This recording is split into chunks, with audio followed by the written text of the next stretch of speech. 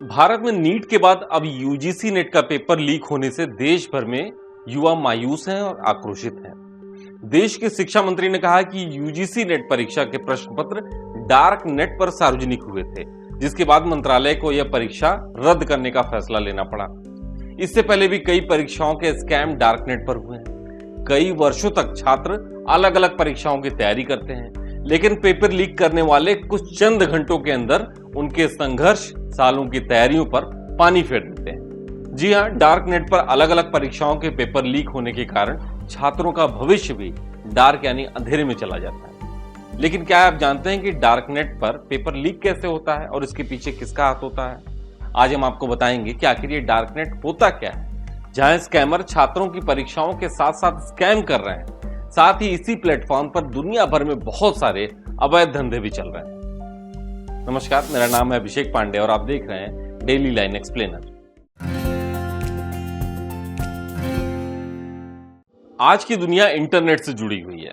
हमारे आपके जीवन में इंटरनेट इस कदर घर कर गया है कि इसके बिना जीवन की कल्पना करना मुश्किल है। इंटरनेट की दुनिया हमारी सोच से कहीं ज्यादा बड़ी है। आमतौर पर हम इंटरनेट पर जितना कुछ देखते हैं वह सब इंटरनेट की दुनिया का एक छोटा सा हिस्सा है। इस बड़ी सी दुनिया में कई ऐसे राज छुपे हुए हैं जिनका ज्यादातर लोगों को अंदाजा भी नहीं है।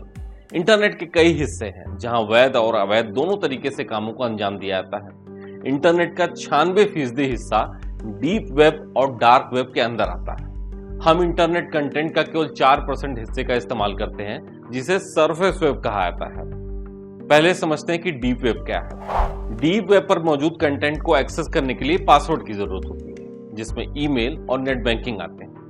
डीप वेब के किसी डॉक्यूमेंट तक पहुंचने के लिए यूजर नेम और पासवर्ड के द्वारा उसके यूआरएल एड्रेस पर जाकर लॉगिन करना होता है। Deep web world wide web का वह भाग है जो सर्च इंजन द्वारा इंडेक्स नहीं होता है। यह आकार में सरफेस वेब से लगभग 500 से 600 गुना बड़ा होता है। डीप वेब तक केवल सर्च इंजन से प्राप्त परिणामों की सहायता से नहीं पहुंचा जा सकता। यह सुरक्षित होता है और यह आपकी हमारी जानकारी को गोपनीय बनाकर रखता है। जबकि सरफेस वेब इंटरनेट का वह भाग है जो आमतौर पर हम दिन प्रतिदिन के कार्यों में प्रयोग करते हैं। जैसे कि सर्च इंजन पर कुछ भी सर्च करते हैं तो सर्च रिजल्ट हमें सीधे मिल जाते हैं और इसके लिए हमको किसी पासवर्ड की जरूरत नहीं पड़ती है। अब आता है इंटरनेट का वो हिस्सा जो आम लोगों की पहुंच से दूर रहता है और कुछ चुनिंदा समूहों को यहाँ पर एक्सेस मिलता है। इसे डार्क नेट या डार्क वेब कहते हैं। डार्क नेट को खोलने के लिए टॉर ब्राउजर का इस्तेमाल किया जाता है।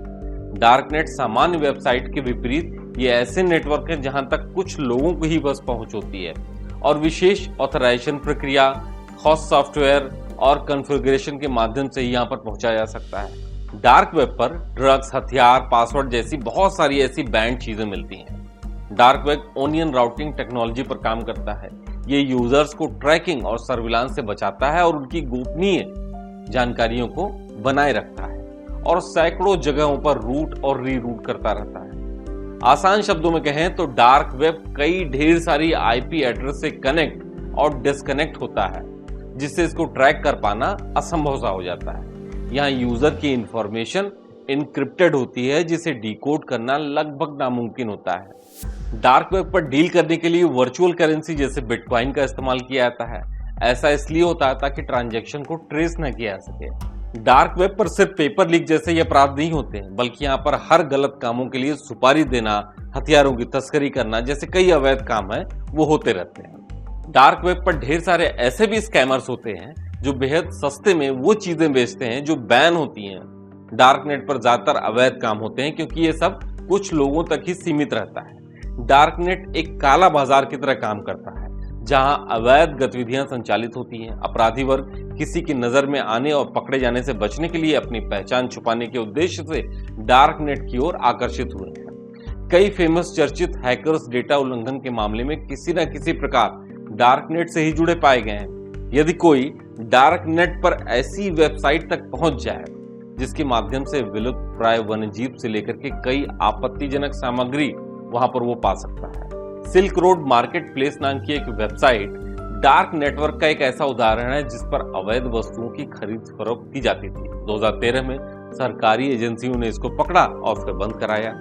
तमाम एक्टिविस्ट डार्क नेट का उपयोग अपने संगठन के लिए करते हैं, जहां सरकार उनकी गतिविधियों की निगरानी नहीं कर पाती है।